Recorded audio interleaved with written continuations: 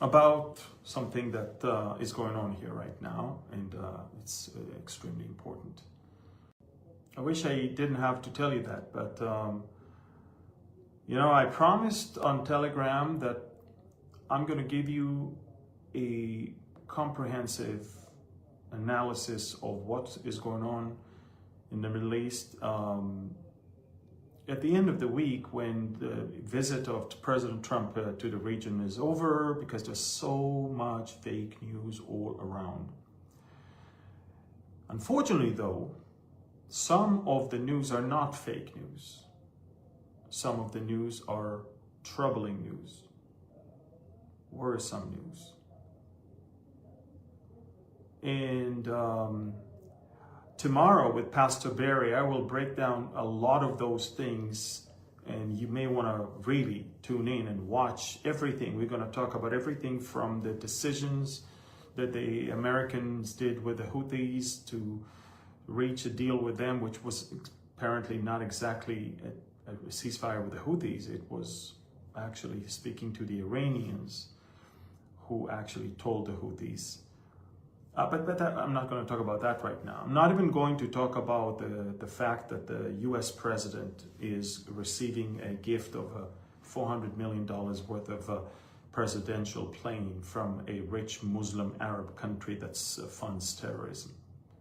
That's another thing that you are going to have to hear from me later. I will tell you though, that in the coming hours, and probably if you watch it hours from now, it's going to be after that.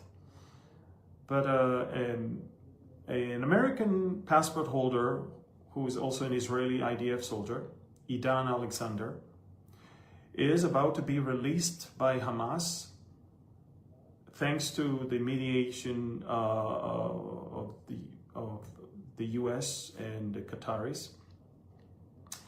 And after 584 days in the dungeons of Hamas, he will be released.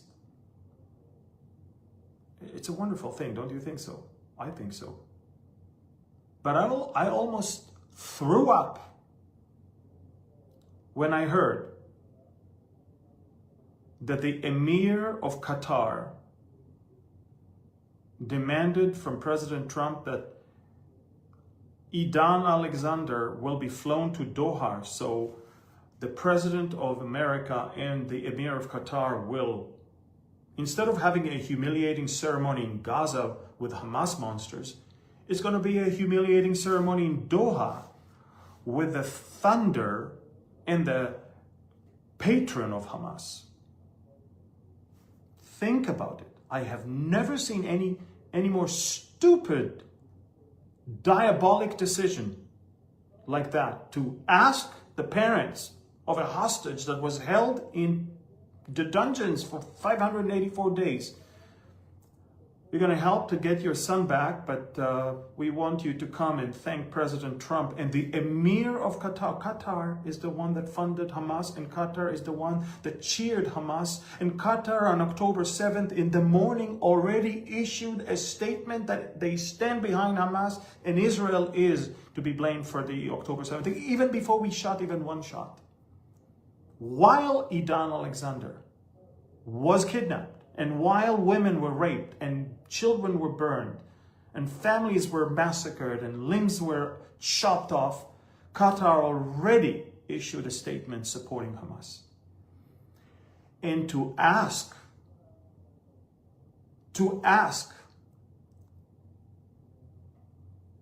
for the parents of a hostage that was held there for 584 days to bring him to Doha, so someone is going to parade him there and look what I did. It's one thing if you did it in the Oval Office a week or two from now. It's one thing if you did it while coming to Israel. To ask him to come to Doha. Now, if you want to receive a bribery from the Qataris, if you want to receive a $400 million plane, which makes no sense for big America to have to get a gift from the Qataris for their own president to fly. What are you, the Palestinian Authority? What are you, Al-Julani from Syria, that you need a rich country to give you a plane? But this is, I don't even want to go there. That's stupid by itself, but that's the least of the concerns here. But to have a hostage released after 484 days and to get him to fly to Doha? I'm Shannon Khrif. Are you out of your mind? Are you that stupid? Don't you see who is against who here? I want to tell you something. America is in trouble. The world is in trouble. Because if this is the kind of thinking we're going to see, and this is the type of people that are going to be rewarded from now on because they're rich and they have money, so, wow. Now I'm going to tell you what we need to do as a country. We need to start thinking that there are things we need to do alone without coordinating or telling or doing anything with anyone else. We need to finish Hamas in Gaza. We need to destroy the Iranian nuclear program. And we need to do it as fast as possible. Because the way it looks, money speaks louder right now. And I get it, the national debt in America is rising so fast. But I will tell you something. You wouldn't see me here on camera saying these things if I didn't know that tons of people in Washington, D.C. are right now freaking out when they see those type of decisions made by this administration right now. It's shameful. It's stupid. I don't understand what is going on in the heads of world leaders when they ask things like that. And I'm going to tell you, folks, it's not all about money. When you suggest to call the Persian Gulf Arabian Gulf because the Arabs have money, you're hurting the feelings of millions of Iranians who actually love America and hate their own regime. When you stand on the line and says that the war between India and Pakistan is none of our business, you hurt hundreds of millions of Indians that thought America is their ally. While Russia and China and Iran were immediately on the Pakistani side. And when you do such a thing of behind Israel's back, you cut deals with Hamas and then expect us to pay the price for it. And then take him, an IDF soldier, and fly him all the way after 584 days to Doha to be paraded as a trophy. Wow. Wow. I have no words. No words. Tomorrow I'm going to talk more about some other things. And I wish I didn't have to give you this update right now. I'm very sorry if I offended people here. I'm very, very sorry that we got to this point where I can't believe I'm saying these things. The same president who in 2017 boldly said that Qatar is funding terrorism. What happened? What happened? Is money everything? Qatar is still the same Qatar. They bought out your politicians and your media and your universities and they poisoned it. That's Qatar.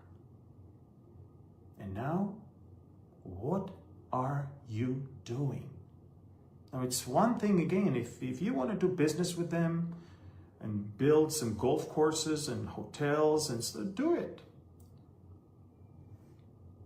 But taking a hostage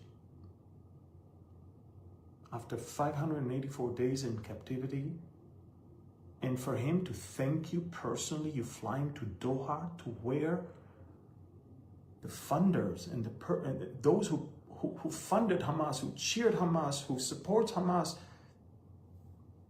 What is wrong with you? And I want to tell you folks, I don't serve anyone but God. And I don't have any allegiance to any politicians, neither in Israel nor in America or any other place around the world.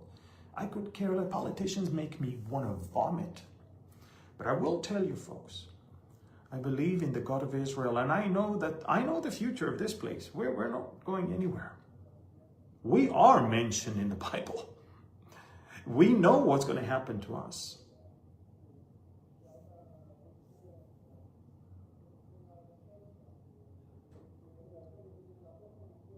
Very sad. I am very, very sad today, to be honest with you. I've been sad for a few days now, but now I couldn't stay quiet anymore. This is it. I don't even care if you share this video, or to be honest, I needed to tell you all of this. If you want to share it, share it. If you don't agree with it, then don't. But we're in trouble here. Now, I know the end of the story. I read this book, you know. I know the end of the story. But what we're watching right now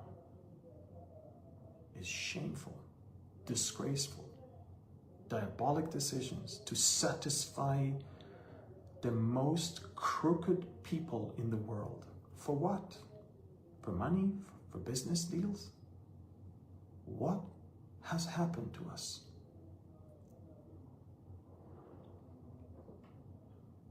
Shameful. So, tomorrow, Middle East and beyond with Pastor Barry, we're going to break down a lot of things, the options in Gaza, stuff that is going on in Syria. We're going to talk about Lebanon, we're going to talk about Trump's visit to the region. We're going to talk about many things. But I couldn't wait with this one, about this decision to fly Edan Alexander to Doha. I think I'm going to turn off this camera right now and go to throw up.